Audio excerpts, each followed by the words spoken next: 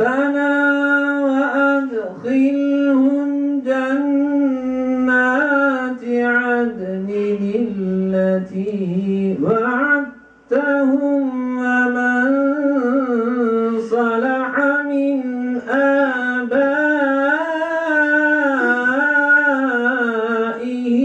وأزواجهم وذرياتهم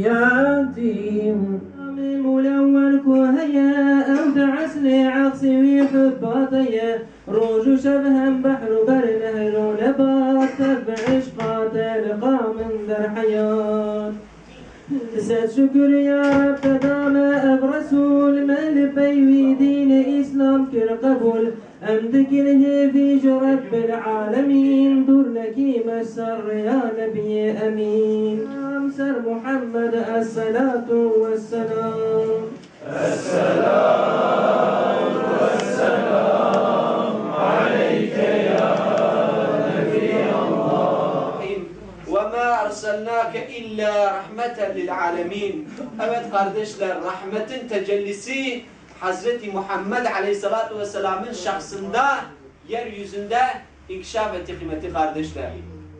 Bizim şehrimiz, bizim günlüğümüz, bizim evlerimiz kapkaranlık iken bir dolunay gibi bizi aydınlatmaya gelen bu az gününde birbirimizi boğazlarken bununla övündüğümüz ve bu hal ile devam ederken birbirimizin kanlarını akıtırken hiç acımadığımız ama o bize geldiğinde gönlümüzü aydınlatan bir dolunay gibi nasıl gece karanlığını ay onu aydınlatıyor ise güneş de o ayın dahi ışığını gölgede bırakıyor ise işte o da Medine'mize, gönlümüze, evimize aydınlık verdi dediler.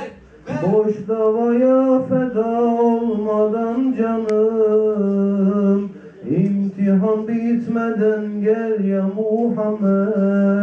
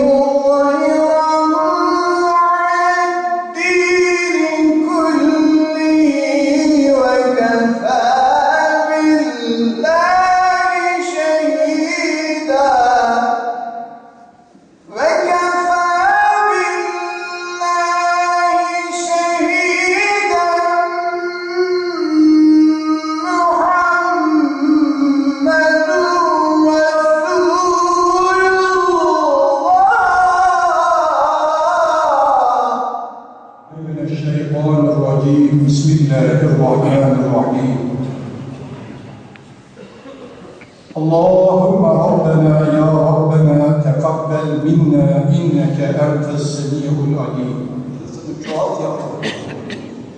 Ya Rabbi bizler senden geldik yana sana döneceğiz. Herkesin nefsi nefsi diyerek kendi derdine düştü.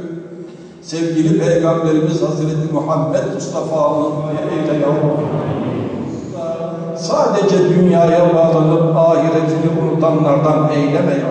Bize imanın lezzetini duyur. İslam'ın izzetini göster.